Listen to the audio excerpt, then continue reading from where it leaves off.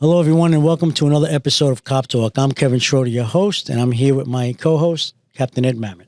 Hello, WABC listeners. We have another interesting guest today, which I'm very proud to deal with. So today, we're diving into the world of politics and public safety with a heavyweight from the halls of Congress, Peter King. Congressman Peter King, welcome. Kevin, great to be here. Captain, great to see you. It really is. Thank you. Good to be here.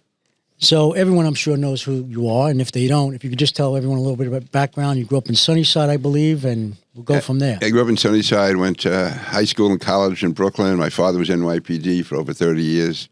In fact, I think he had some very star students in the police academy. He was a commanding officer, physical training, and captain here was a prize student. That's right. I was going to talk about it. You took the words out of my mouth. Anyway, I went to law school at Notre Dame. I worked full-time when I was in college at the Railway Express, got enough money to go away to law school. And I've got two kids. I've been in politics well over 40 years. I was a councilman in Nassau County. I moved out to Nassau when I was in my 20s. I was councilman, county controller, then in Congress for 28 years, from 1992 to 2020. And during that time, there was just, the things that happened, which I never knew when I was signing up to go to Congress. It was an honor to be there, but we had, of course, 9/11, which was terrible. The event itself, the day itself was horrible, never knowing it was going to last another 18, 19 years, and still going on now, as far as all the health conditions. Then we had Hurricane Sandy. We had, the war in Iraq. We had the constant troubles going on. I had different presidents, Bill Clinton and Barack Obama, Donald Trump. Had some, great experiences, and I wouldn't give it up for anything. It was time to retire. It's important to know when your time is up. Mine was up. I was still in good health at the time. I figured get out and enjoy my grandchildren. But it's a great experience. I get a little disappointed when I look down there now and see some of the craziness that goes on, unnecessary craziness. Captain? Getting back to your dad. Yeah. As you know, but the audience should know that Congressman King's father was my boxing instructor in the police academy back in 1959. Wow. He was a big guy, built like the congressman, and I didn't know about it until I met the congressman a couple of years ago, and there was a picture on the wall, and I said, I recognize that guy. And it turned out it's his father. Right, yeah. So I have fond memories. He was a tough guy, your father. He was a tough guy. He was a good guy, worked hard. I don't know what he would be doing today if he was out in the streets and saw what's going on, the way cops are treated today. That was a different era when you guys were there. It's certainly when he was there. He came on in the 1940s. And, there were tough times during the 50s and 60s, early 70s even, when cops were getting shot. But there wasn't this general disrespect for cops that you have today, which is one thing if the people are being disrespectful. But when the politicians endorse that or look the other way, that's, to me, absolutely unforgivable. Totally unforgivable. How is it that you didn't go into the police department? One thing, if you call in those days, you had to have 20/20 eyesight or close to it. I didn't. And also, my father sort of encouraged me to go to law school. But again, he was proud of being a cop. He loved it. I mean, there's no, till the day he died, he was talking about his years as a cop. He loved it. He had a lot of good friends. Also, you learn different things. I mean, apart from getting the job done, also loyalty to the people you work with, and stand with people when things get tough. Congressman, so 9/11, let's get back to 9/11. Right. So you were in Congress at 9/11. Yep. I was on the job as a detective in Midtown North at the time. And Captain, you were down at Ground Zero as well? Yeah, I was retired, but I went as a volunteer. But you were down there. I was down there for about 2 months. Wow. Right. And as we know, 3,000 people died that day. Yep. And since then, probably double, triple that amount. Yeah. That we're aware of anyway. And with that said, I know you were very influential with the Draga bill. Right, the Droga, yeah. Droga bill. And you did a great job with that, and thank God we have that today. But with that said, now, they claim that they're running out of money, and because there's more and more people getting sick and dying from 9/11 illnesses. I know you're well aware of the fact that we're trying to get more funds for the 9/11 program. Can you speak on that?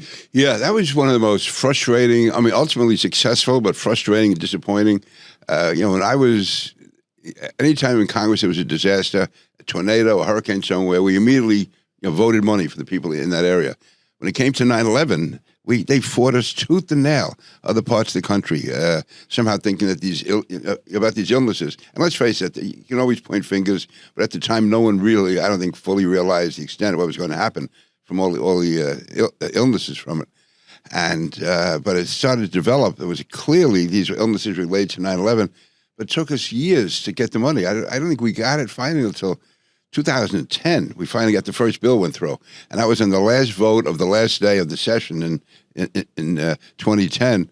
And it was, we thought at the time the money in 2010 would be enough to keep us going for probably long enough, but it was the most we could get at the time anyway. So we took it. And then in 2015, we had to extend it again. And then in 2019, that was my last year in Congress, President Trump signed a bill where everyone was convinced there was enough money now in the fund. All the actuaries, everybody was looking at it, and they felt this will be enough money to go to the end of the century. I mean, that's how much we thought was in there. Now it turns out the illnesses, there's so many illnesses coming out. I mean, every week, like certainly in Nassau and Suffolk County alone, it seems like every week or two, there's somebody else dying, some cop or firefighter from 9/11, also construction workers and people who work down here, but especially first responders, the cops, firemen, dying from these illnesses, and more people are being diagnosed with them. One of the benefits of this program is not just paying for the medical benefits, but actually having a program set up where doctors are uniquely qualified to deal with these illnesses. You can go to the best doctors in the world, and they may not detect these illnesses because some of them are so rare, some of the blood cancers and blood disorders that came from 9/11. And so now it turns out that they could be out of money in a few years. So we have to get it back. And I hear some of the same nonsense going on down in Congress. Well, they really need all of it. How do we know they're not faking it? All this stuff, which is so infuriating. It really is. I mean, on 9/11, everybody was united, but that sort of dissipated too soon. Again, when I think of the country, some of these states, we gave them, if there's a tornado, there's a flood, without even thinking, you give them the money and you figure, okay, if there's an abuse, we can correct it later on, but let's take care of the tragedy at the time. With this, they just assumed that it was phony claims. And so, I mean, it's done tremendous work, though. So many people have been treated and are still being treated. So many people are still being diagnosed. It's a gift that it was done. It's a shame it took so long. And now the fact that it may run out of money is totally unforgivable. Thank God. I mean, the New York delegation, we fight over a lot of ththings, but there's really total unity between, let's say, Chuck Schumer and Senator Gillibrand on the Democratic side. On the Republican side, you have Congressman Garbarino, Congressman D'Esposito, Congressman LaLota, Congressman Mike Lawler, all working together on this. So hopefully we can get it through, but it shouldn't even be an effort. This should be done automatically. This should not be evolved. You shouldn't have to be using up favors. You shouldn't have to be twisting arms. You shouldn't have to be going to the media and complaining to get the job done. This should have been done. So that's probably even though it turned out to be ultimately successful, and hopefully this will too, the most disappointing in dealing with people who you thought were friendly, people who you thought who would remember what we had done for them when they had their disasters, somehow tried to make 9/11 into a New York situation. And we had to come out. We had every one of the 50 states had a 9/11 victim from 9/11 illnesses. Many of them were cops who come in, as you recall. I remember being at Madison Square Garden in December or late November of that year and seeing Chicago PD cars all over the place, and seeing Chicago cops with those checkered hats they wear. It was a whole, and then you realize it was almost like we were like, it was always like a UN type thing, cops from all over the country being there. And again, it was great unity. Unfortunately, that didn't last long enough in Congress. Yeah, that's sad. Well, maybe they can divert some of the money being used for the illegals to go into the 9/11 fund. Well, that's the thing that really is. I mean, that adds to being infuriated. People show up here and they're getting debit cards, they're getting bikes, they're getting hotel rooms, they're getting basically whatever they want and being treated above and beyond, the veterans that we have. And again, these cops and firefighters and construction workers who are sick from 9/11 could run out of funding while funding is going to these illegal migrants. Indefensible. You were quoted in 2016 saying you'd rather take cyanide than see Cruz become president. Yeah, with Ted Cruz, I mean, we agreed on some issues, but he was another guy who was like venomous against New York. He was against New York getting hurricane aid for Sandy. He basically was critical of New York after 9/11. So that attitude just bothers me. I mean, I never would have thought twice about voting aid to Texas when they needed it. And they had, they had some terrible flooding down there. Not that you want to sound childish, but I did get some revenge when they had a massive flood. I guess it was in 2016 and 2017. We ended up voting the money, but I made a point of saying, if I was the same type of human being to take cruises, they wouldn't get a nickel. Fortunately for him, I'm a New Yorker and a nice guy. Yeah, you've been quoted as saying a lot of interesting things. Some good, some bad, but one of the highlights, I should say, of my career, if you want to call it a career, was when the Shaman Society honored me back in 2010, I guess that was. Yeah, we got you the award. Absolutely, it was great. Absolutely, it was a great honor. Yeah. And the RDNY giving an award as yes, well, sure, right? yes. Yeah, I'm on the yes, board right, for the yeah, RDNY. right.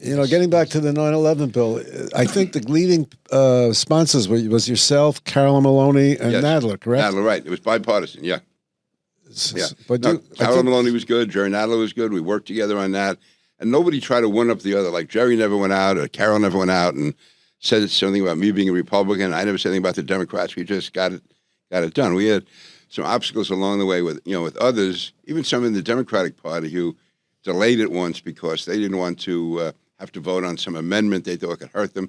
So they blocked it for a while. But most of the opposition came from Republicans from the South and the West.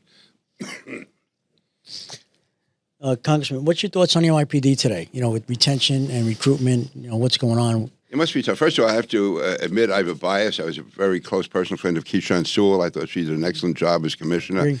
I think she's being missed by the department. NYPD is always going to be a great police department, but it has to be tough to bring people in. And that's why you see so many cops leaving the NYPD and going to other departments.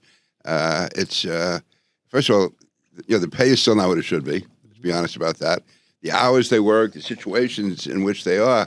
I mean, one day in the NYPD could be a lifetime of experience in some other police department. Yep. I mean, what you have to, and some of the patrols they have, some of the undercover work they have to do, just some of the neighborhoods they have to be in, and how their hands are being tied. I mean, I go back, I said this during the whole George Floyd situation, that no one saved more African-American lives than the NYPD. I mean, when you see the murder count go from over 2,000 to 300, and when like 60, 70% of the murder victims have been African-American or other minorities, so that means that's hundreds and hundreds of lives were saved every year because of the NYPD. Then they said that how the NYPD been carrying out these tactics under Ray Kelly. When Ray Kelly left office, he had a 70% favorable rating in the African-American community. So, I mean, again, I can't speak. I'm not African-American. If I were living in one of those communities where there was high crime and there had to be a larger police presence because of that, I would say save. If I have young kids, I'd rather have those cops out there in the street than not have them and have your kids get beat up or killed or robbed or whatever. So, no, I think the NYPD, it's going to be hard, I think, to stay at the levels they have to be because, again, it's going to be hard to recruit people, harder to keep people. And the politicians, what they've done as far as issues like immunity and just the whole attitude. For a while there, if anybody made an accusation against a cop, you assume that the cop is wrong. That was just the way the treatment was. My daughter has moved to North Carolina. She lives outside of Charlotte, and a place called Waxhaw. And so I went down to the local Waxhaw Police Department, 33 cops, 11 NYPD. Oh, wow. Yeah. So, I mean, so I walked in expecting his southern drawl and say, hey, you guys, oh my God, I'm back in Brooklyn and Queens. Yeah. That's a third of the department. Yeah, third of the department. And you can tell that they are, they have a lot to say. I mean, people, there's no friction. They're really respected by the other cops, and they take their cues from these New York guys, I mean, back in my day, a lot of guys went to Nassau and Suffolk County Police. Now, like Pat you Ryder, said, you mentioned Commissioner Ryder. Yeah. Right, Commissioner Ryder. Now, guys are going to, like you just said, Carolinas and Florida and Georgia.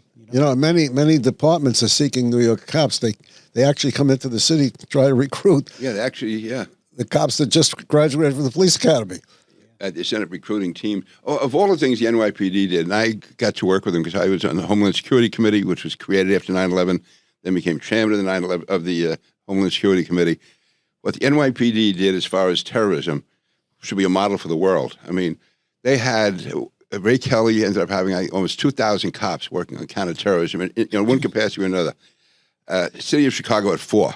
I mean, just to give you, make an example. Other cities were relying totally on the FBI, the JTTF. Ray Kelly had set up his own counterterrorism units and forces and intel units. And, the work they did, there's at least 19, 20, more than that, maybe plots have been stopped. And any one of them could have been a disaster. I remember once in 2009, I guess it was, I was with Ray at an event at Mayor Bloomberg's house. And he seemed, Ray is usually very confident. He seemed a little nervous this night, and he asked me to go out in the street with him. So he's telling me out in I guess Bloomberg lived on 75th Street or 5th Avenue, somewhere up there. And that there were guys coming from Colorado with liquid explosives to blow up the New York City subway system. They knew that there was some already in New York. There was one guy they were following from Colorado. And the idea is, do you lock them up now, or do you wait till the guy gets here? If you wait too long, it could be a disaster. But if you go too soon, you may not be able to actually prove what you wanted to prove. And that was as apprehensive as I've ever seen Ray Kelly. And the next day, they did stop them. They stopped them. They locked up all of them. And one story, which I tell at the time, was they stopped it. That was a total success. But they weren't as successful as getting everyone that they wanted to, because there was one imam that they trusted, that the police were working with. And they were talking to him, trying to get information. And they trusted this guy 1,000%. He tipped off some of the bad guys. And so that's, to me, it was also a lesson to me. But anyway, they stopped it. Now, nobody even thinks of that instance. If they had made it through, imagine putting liquid explosives in the New York City subway system. It wouldn't take that much to cause thousands of deaths. And also the fact that he had police all over the world. He had them in Israel. He had them in London. He had them in Paris, I believe. I remember I was with President Bush in 2004 when they had the bombings in Madrid. And they were waiting for the FBI to get somebody there to find out what happened. Ray Kelly had a guy on the ground already in Madrid calling back in, saying what the story was, to take different precautionary steps on the New York City subway system in advance that they already spotted was happening in Madrid. So, again, it's been tremendous. Unfortunately, they were attacked for doing too much, for intruding on people's privacy. I mean, to me, I would say if you're going to be looking for a member of the Ku Klux Klan, you're not going to go to Harlem. If you're looking for a Islamist terrorist from a particular country, you want to go to the community in New York where those people have lived.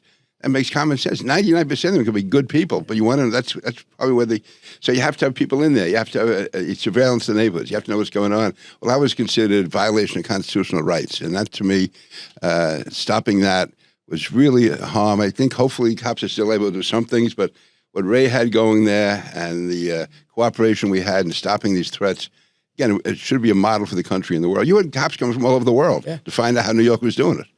And it's I remember I was in London, Scotland Yard, and there was an NYPD guy over there, and they were taking their cues from him. I mean, here they are in London, and you have a NYPD cop. He was a liaison, and every bit of evidence was always tracked down and run down. But those stories really went out. To the extent they were in the paper at all, it was about how cops are violating the innocent people living in these neighborhoods. Meanwhile, cops stopped like over 20 serious attacks, including one to blow up the Brooklyn Bridge. That was When you were chair of the House Intelligence Committee, Homeland Security Committee. I'm sorry, the Homeland Security Committee. You had radicalization hearings, correct? Yeah, I think you got a lot of criticism over that. Yeah, they even had a giant rally in Times Square against me. I had, listen, the reality which no one wanted to talk about was that, and I can understand people not want to turn on their own, but the fact is that in the Muslim community, the police and law enforcement were not getting the cooperation they needed from the community. And you just can't afford that in New York. So the hearings were to determine the cooperation or lack of cooperation from within the Muslim community. The first hearing I had, two key witnesses were Muslims themselves. One was a person whose nephew had gone to join Al-Shabaab, and he was recruited out of Minneapolis to go. He's over in Al-Shabaab. The uncle was told nothing about it at all, and then he was killed over there. He tried to come home and he got killed. And then they were told by the local authority, the local Muslim authorities, the community was told not to cooperate with the police, not to cooperate with the FBI. That was just one example. And he went into detail about that. Another was an African-American guy from, I think he was from South Carolina. His son was radicalized, and he was a guy who actually attacked an Army recruiting base and killed a number of soldiers in Arkansas. That was that. So here you had a Muslim and an African American being the main witness. Then we had a Dr. Judy Jassa, who was a Muslim scholar who was testifying, and the other side could bring in, and they wanted him from sheriff from California, wouldn't have gone to jail later on for something else. But the intensity, I mean, the place was packed. It was all over television. I was being attacked by everybody. I was against human rights. I was against Muslims. And it was interesting. The first few votes I cast in Congress were controversial in favor of the Muslims. Not going into detail, I supported the Muslims. They were being attacked in Bosnia. I mean, to me, it had nothing to do with your religion. Listen, if these were Irish guys and they were involved and they were working against the United States, lock them up. I don't care. Yeah. But this became, suddenly I was anti-Muslim. I was being a bigot. And so I actually had a series of 4 hearings. One was the community overall. Then it was in prisons, how a lot of Muslims are being recruited. They were trying to recruit them in prisons and other aspects of society. Another was in the military. We had one, how there was a recruiting going on in the military. And that's where Joel, that's just a bipartisan hearing. That was bicameral. Joel Lieberman was chairman of the Senate Intelligence Committee. I was of the Senate Homeland Security Committee. I was chairman of the House Homeland Security Committee. We had a joint hearing. He was a great guy to work with. And so that caused a lot of controversy and a lot of different threats I was getting, that type of thing. I was also on the Intelligence Committee. I was never chairman, but I was on that committee. And that's also where you learn how it's a dangerous world we live in. And as we're sitting here now, we're going to go home and have dinner, have a drink or whatever. There are people around the world who are doing nothing else but figuring out how they can kill us, how they can attack us. That's their only purpose in life. And we have to be aware of that. And that's one thing President Bush really did too, set up worldwide communication with different countries. Even if they don't agree with us on a lot, they don't want terrorists attacking them. Remember during the Iraq War when Bush and I guess it was Chirac, the head of France, were not getting along at all. We were getting tremendous cooperation from France when it came to intelligence. Yeah. And we were cooperating with them because we realized it's a common enemy. I'd like to bring out your support of Israel as a Gentile. You're considered a righteous Gentile among the people of the Jewish faith, including me. And as a result of your support of Israel, I recommended you for an award that was given to you by the Shomrim Society of the New York City Police Department. And the Shomrim Society is a society that represents the Jewish police officers. And I was very proud of that accomplishment, and it was a great time. It was in 2010, I believe. 2010, yeah. Right? Yeah, that was, in fact, that was 3 months before I was actually elected chairman of the Homeland Security Committee. I was on the committee, but that was 2 days before Election Day, as I recall. And the Republicans won big in the election. I became chairman of the committee because of that. No, that was an honor. Listen, Israel, obviously, I think the whole world is indebted and has an obligation to the Jewish people. But even if we're not, Israel is our best ally in the most dangerous part of the world. I mean, they are surrounded either by enemies or countries that are only supporting us because they're getting paid to support us. I mean, there's no real ally there except for Israel. And they are incredibly, the cooperation we get from them on intelligence issues, on military issues. I mean, they do things that otherwise the United States would have to do it. And they live in, it's, I think, safe to say, the worst neighborhood in the world, the most dangerous neighborhood in the world. They're surrounded. I mean, they are Iran, you go to Syria, you go to a whole list of evil leadership and countries that surround them.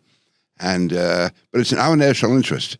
Even if Israel was not Jewish, if it was, if they were Buddhists, if they were Hindus, if they were Catholics, whatever, that country is so important to us. And the fact that we share, the Judeo-Christian religions together and our traditions, to me, it's disgraceful for any American administration not to fully support Israel. And I couldn't believe that this is only, 20-something years after 9/11, that you would see Hamas demonstrators in the streets of New York, these waving Islamist flags and Palestinian flags, and being supported by educators, being sort of given 50-50 treatment by the media, and by having politicians, including people in, I'm not saying this is Republican because we're not all saints either, but to have an element of the Democratic Party which is pro-Palestinian, pro-Hamas, and anti-Israel. To me, that's beyond me. I never thought, if you had asked me on September 12th, 2001, whether or not you would ever see Hamas demonstrators on the streets of New York or people supporting Hezbollah, I thought it would be impossible, but it's out there. And that's a real danger to the country. That's another situation. The cops are in a bad situation. You have these people, in many cases, running loose, and some of the demonstrations went on, some of the injuries were caused and property damage was caused. What was done at places like Columbia and NYU, it's shameful. And again, taking those universities, taking Columbia as an example, I mean, we had to basically twist arms to get any level of cooperation from the school. They should have been day one saying to the cops, do what you can do, help us. We don't want this. Instead, they're making excuses for these people. Well, Columbia shouldn't let it get to that point. No, not at First all. of all, Day before, one they should have. Right. Yeah. Well, that's what happened in 1968 when they took over the Columbia. Yeah. I was there at the time. The school waited over a week before they called in the police. And you know, it's a known fact that when you wait, people get bolder. The rioters get bolder. You have to take swift and sure action to put things down. And that's these educators. They do this all the time. You know, they want to negotiate. You can't negotiate with people like that. Yeah, if you're against violence, you don't want people being hurt, the quickest thing is to move right away. The longer you wait, I mean, the cops are doing the best job in the world, but a lot of people are going to be hurt. The longer you wait, the more people are going to get hurt, innocent and non innocent. So if you're really against violence, if you really want people to be protected, you move quickly. You don't let that stuff get out of hand. You know, you mentioned before the Irish. You were involved with the Irish making peace in Ireland, correct? Yeah, I was with Bill Clinton. Yeah, he was did a great job. He and I didn't agree on many issues, but he was very good on Northern Ireland, and that was going on for 800 years. And I actually had uncles who fought back for the Irish War of Independence back in the 1920s, so I had some familiarity with the issue. I'd gone over there a number of times. But for the most part, the United States would defer to the British, and the British were saying, "Well, things really weren't that bad." Well, they were, and Britain was sort of stuck in Northern Ireland. I mean, without getting into all the details, Bill Clinton was the first to realize that the British wanted some third party to intervene, to be the honest broker. They could never admit that. I mean, when Bill Clinton was giving visas to people who were considered terrorists by the British publicly protested privately. They thought it was the right thing to do. That set up the talks, and that was beginning in 1993, 1994. 1998 was the signing of the Good Friday Agreement. I remember being up many nights, some till 2 o'clock in the morning, going back and forth between Belfast and Washington and Dublin on the phone. I was over there a lot, also on the ground physically sometimes. Those last few days. Now, I'm Catholic. You wouldn't fully appreciate this because you're dealing with Passover. I'm dealing with Easter. But that was supposed to be the Holy Thursday Agreement. The Irish never get things done in time. It became the Good Friday Agreement. It didn't make it done in time. So that was... I like it. That's great. But no, I mean, you think of all the thousands of people who were killed on all sides. And I got to know people. It was not just Protestant and Catholic. That's the way it was described. It was really so much... It was like hundreds of years of history were there. And the British didn't know what to do with it. They didn't want to let Northern Ireland go, but they didn't know what to do with the trouble. And Clinton was the one who really got himself involved. Like Senator George Mitchell was a mediator. You had the British Prime Minister Tony Blair. He did realize that things had to change. You had the Irish Prime Minister Bertie Ahern. Because a lot of people in the south of Ireland didn't want to get involved either. They thought, let them have their own problems up there. People always thought Ireland wanted to be united, but the ones down south figured, hey, we got it okay. If you bring these people in, we're going to have more trouble. So there was... The only person they could really count on was Bill Clinton. I mean, it was really, and for a while, you had people in Northern Ireland who had never, ever spoken to each other, and they could have been shot if they were seen talking to each other. They would meet in Washington with Bill Clinton on St. Patrick's Day. People who had never spoken other than that, and they wouldn't even talk about having the meetings because they couldn't admit back home that they were carrying on these meetings. So he was able to do it. Somehow he understood it. I had Irish leaders tell me that they lived their whole lives in Ireland, didn't understand all that was going on, but somehow, I don't know if there's a compliment to Bill Clinton or what, but his mind let him figure out all the crazy stuff that was going on. It made sense to Bill Clinton. He could actually figure it out. So no, but I was very proud of that, and I give Bill Clinton so much the credit. Tony Blair was also very good on that. Occupy Wall Street. Oh yeah, there was a lot of criticism on that too, right? Yeah, I was considered to be not understanding of the poor people who are occupying Wall Street, and my only criticism was, they waited so long to go in. I mean, the cops when they finally went in, they cleared it out really in almost no time, but it had gone on for so long. It was so insulting too. I mean, that whole what was the name of the park down there?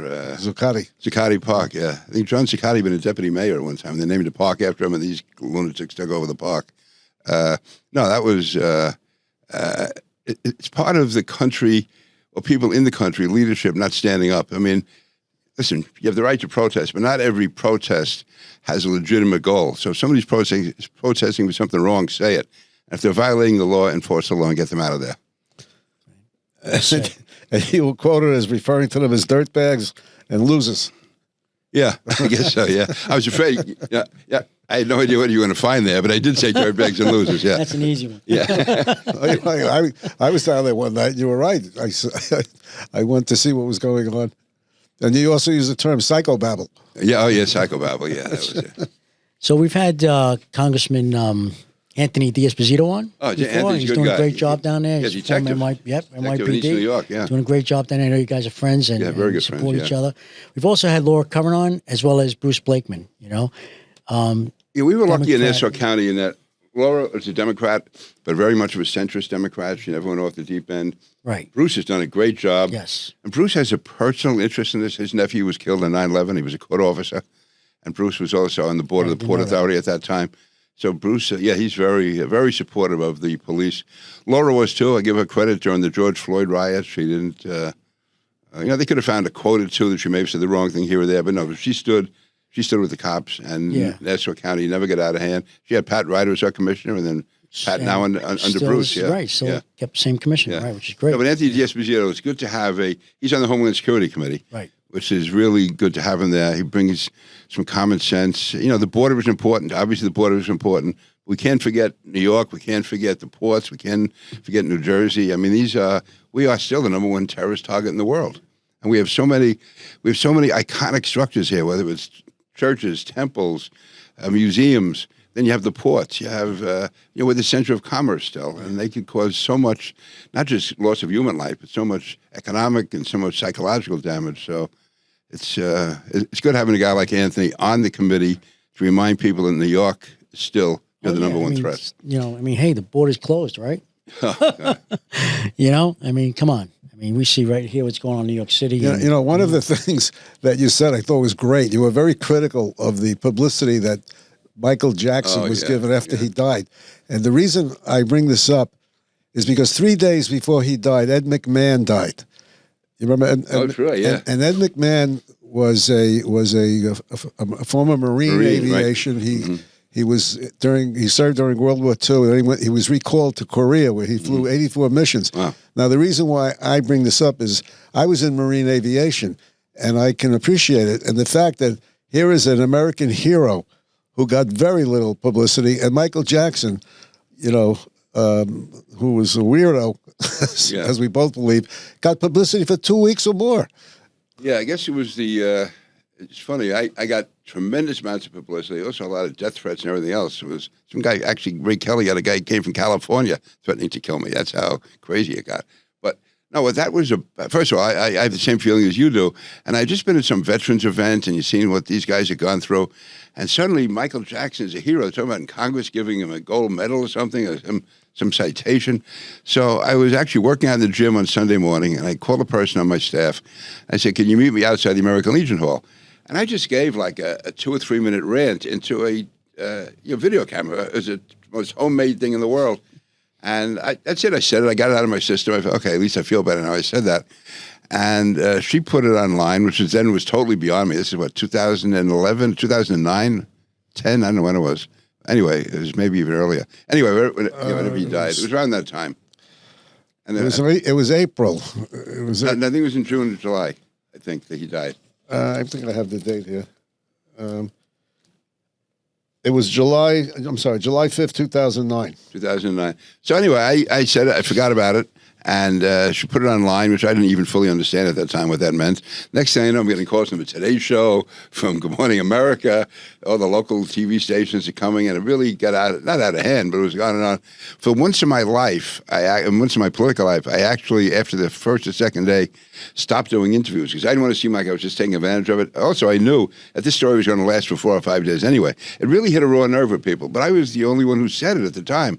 And people, I could seeing it, wow, this is, and it started to feed on itself. It went from one to the other. I don't know how many we got. Not my staff. I had like a weird staff. They kept all the phone calls of hostile threats I was getting, and they used to play them like for laughs. All these things that people said about me, the hostility, but the support was terrific on that. And that's what I think a lot of people in this country, a lot of people in politics don't realize that American people often feel strongly about issues that the mainstream media isn't talking about. I mean, nobody in the mainstream media said a word critical of Michael Jackson. He's a guy who was a child molester. I mean, you go through a whole thing about him. There's nothing at all. He can sing and dance, okay, but a lot of people can do that. But they treated him like he was this international national hero.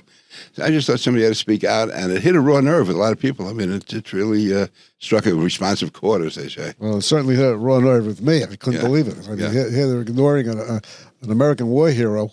Yeah. Not mentioning him in the news, but not honoring him. And Jackson gets all the the accolades. And I just come because it was around the 4th of July, time of the 4th of July. You go to different veterans events and you see what these guys have been going through, especially when you're from Iraq. Guys are still coming back from Iraq, and they were PTSD, physical wounds, mental wounds. Some family members there who lost people in Iraq and Afghanistan, and the media was talking about was Michael Jackson, which to me was time to end that. So I did it, but if you would believe me, after I made that statement into the camera, I forgot all about it. I mean, I felt good. I got out of my system. At least I did that. And home I watched the ball game.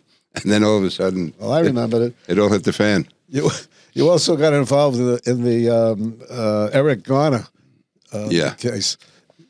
Yeah, I did. First of all,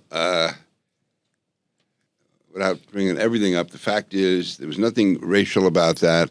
It was minority store owners going to an African-American chief of the department in New York who called the precinct and said, get that guy out of there. It was the local business people wanted him out of there.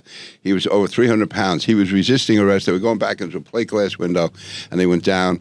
If there was a chokehold, it was maybe for 2 seconds, whatever. The cop did what anyone should have done to bring him down. And the way that was so distorted, and again, he died. The guy he was a bad diabetic, well over 100 pounds overweight, and somehow the cop is being blamed for that. And they made it this racial issue and also the highest ranking person there was an African-American sergeant. Right. And so that's, whatever was done, it was not racial, and yet that's the way it was played all over the country with riots and demonstrations. Dan Donovan was the DA. I give him credit for this tremendously. The grand jury did not indict, and then you had the mayor and others. That's why I think those 2 poor cops who were killed in Brooklyn was a direct result of the remarks that were made after Pantaleone, who was the cop who was not indicted. Grand jury didn't indict him. Riots broke out, demonstrations broke out, and those two cops were killed in Brooklyn in cold blood. They're inspired by the guy who killed them was inspired by the remarks that some of the elected officials were saying about the cops. So that was, and again, another one. I mean, basically nobody was defending the cops in that situation. And that was, and you talk about, I mean, first of all, the chokehold, cops are trained for years, the chokehold is appropriate in some time. But in that case, it was, looking back on it, people analyzed it was maybe 1 or 2 seconds as they were going down. Because the cop, they both would have gone through the plate glass window. And he came down as they're coming down. And he died, he was sitting on the sidewalk for 20 minutes. Then he died in the ambulance on the way to also this whole thing, I can't breathe. Well, if you can't breathe, you can't say you can't breathe. I mean, you can't talk if you can't breathe. How about you're under arrest? Comply. Oh, that's the other, exactly. I mean, that was all forgotten. That was all forgotten. Right. And they saw the cops were just picking on the guy because he's selling cigarettes. It was a local business people. They said, get this guy out of here. He's killing our business. Your father would probably punch him out. Oh, that's a different story. Yeah, thank God. I mean, if he were around when that happened, and wow. All those guys down the academy at that time, if they just didn't.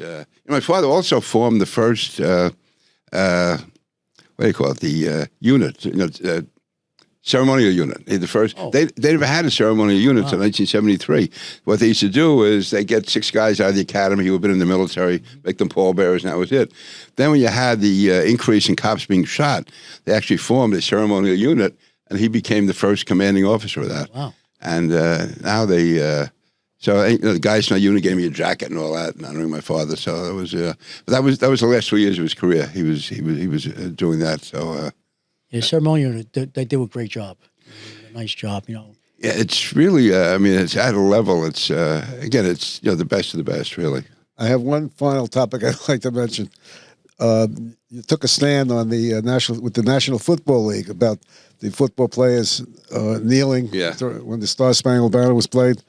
I thought that was great. Yeah, no, I mean, that whole thing, first of all, to be kneeling and then to have the NFL tolerate it. And maybe I'm a minority. I've stopped watching the NFL. I got so turned off by Kaepernick and that whole crowd. And also I remember, and I'll say this about the Jets, when the Jets said they would pay the fines of anyone who was fined by the NFL for kneeling during the national anthem. And they were criticized. No, we would defend anyone, the right of free speech. Would they really defend somebody if he came out in favor of the Ku Klux Klan or the American Nazi Party or any other group? No, they were doing good. They were afraid of Black Lives Matter, and to me that was cowardly and was wrong. We can have a lot of differences in this country, but no country does more for more people in the United States, and not to salute the flag or not to show respect for the flag, to me, is indefensible. And why should we be paying money to those guys if they're going to treat the American flag that way? Agreed. Congressman, you've seen it all, and you tell it like it is, and we love that about you. You just thank you, Kevin. tell it the way Appreciate it that. is. Thank you. That's the bottom line. And, I mean, thank you two guys for your service over the years. I talk about it. You guys do it, so thank you. No, but you're a great congressman. Yeah, thank you for always being there for law enforcement throughout the country. We appreciate that. How many years? 23 years in Congress? 28 years in Congress. 28. Yeah, 28 years. Yeah, it's and I get out in reasonably good health. I've had a few bumps since then, but I'm back in good health now, so I'm ready. Maybe I'll go back and be a cop now. So we can take it. Believe me. But I'd like to thank Congressman Peter King for being here today, our guest on Cop Talk. My co-host, Ed Mamet, Captain Ed Mamet. I'd like to thank everyone for listening today. If you like what you hear, please subscribe. And you can follow us on Twitter at Cop Talk WABC. That's at Cop Talk WABC. Until next time, God bless you, God bless America, and God bless law enforcement throughout the world. Thank you. Thank you, guys.